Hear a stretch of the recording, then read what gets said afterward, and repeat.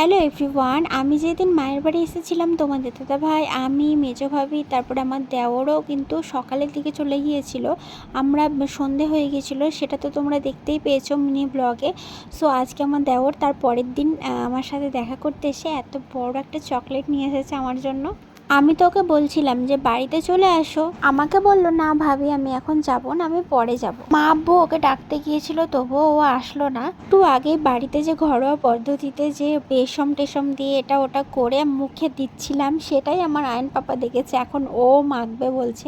রান্নাঘরে এসে দেখছি দাদা এখানে পাঁপড় ভাজছে। আর দেরি না করে দাদার কাছ থেকে পাঁপড় নিয়ে আমি একদম সোজা ঘরে চলে আসি, আর ঘরে এসে খাচ্ছিলাম।